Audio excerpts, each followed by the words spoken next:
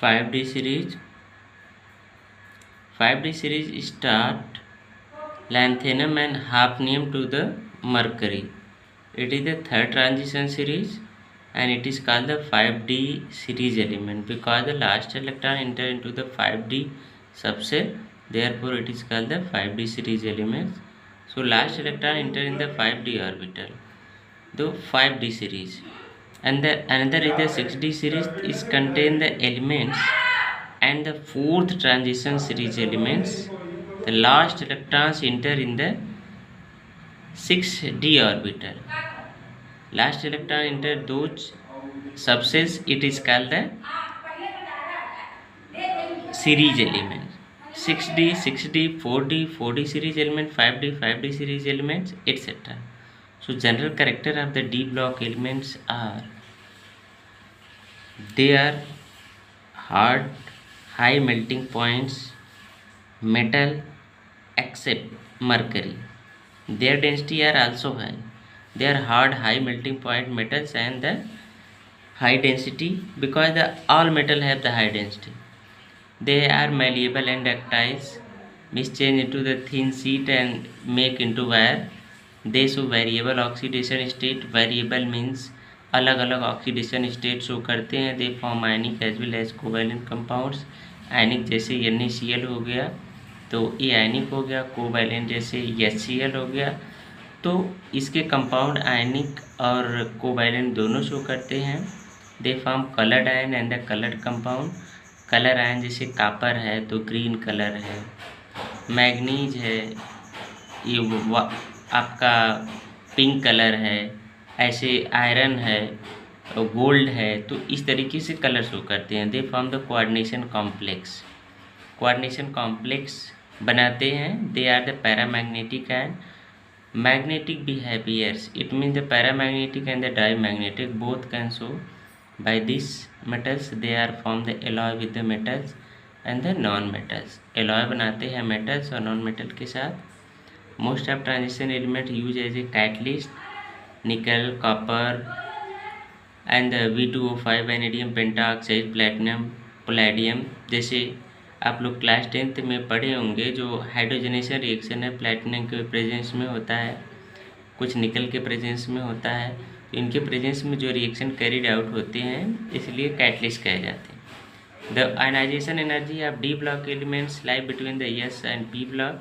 जो ionisation energy होता है एस से ज़्यादा होता है और पी से कम होता है, तो दोनों के बीच होता है. Next one is the F block elements. So the elements which last electron enter into the F subshell is called the F block elements. It is also called the rare or inner transition series elements. F block can be categorized into two, lanthanide and actinides. The lanthanide have 4F and the actinide have the 5F. So lanthanides it is called the 4F series elements are the rare earth metal. It starts cerium to lutetium with the lanthanum and belong to these series. Actinides actinium, thorium and lawrencium, so it belong to actinides. Actinones are actinoids. So second series are rare elements. All the actinides are radioactive. First, second and third three elements are the naturally occurs, whereas other the artificial or synthetic man-made element. So these are prepared in artificially. General character of F block elements are the all the F block elements are metal. सभी metal होते हैं. They have high melting and boiling point. इनका melting point boiling point high होता है. So variable oxidation state like as D block element. They form the colored ions same as a D block elements. All the element of the actinide series are radioactive. एक इनकी अलग property जो है radio activity ये show करते हैं. Uranium, thorium, ये सब. They form the complex ion and the coordination compounds. Trains are metallic character in the periodic table. So metallic character in the group top to bottom it is a decrease. The metallic character increase from top to bottom and in a period it decrease left to the right. जब हम ऊपर से नीचे आते हैं तो metallic character increase होता है और लेफ्ट से राइट जाते हैं तो डिक्रीज होता है. Tense is non metallic character. it decrease from top to bottom in the group and increase left to right along the periods। ये डिक्रीज होता है टॉप टू बॉटम ग्रुप में और लेफ्ट से राइट इंक्रीज होता है पीरियड में।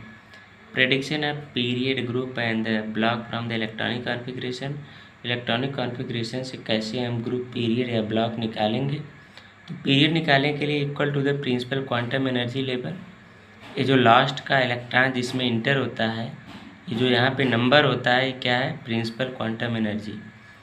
Helium में 1 है, हाइड्रोजन में 1 है, तो इसका principal quantum energy n equal कितना हो गया 1।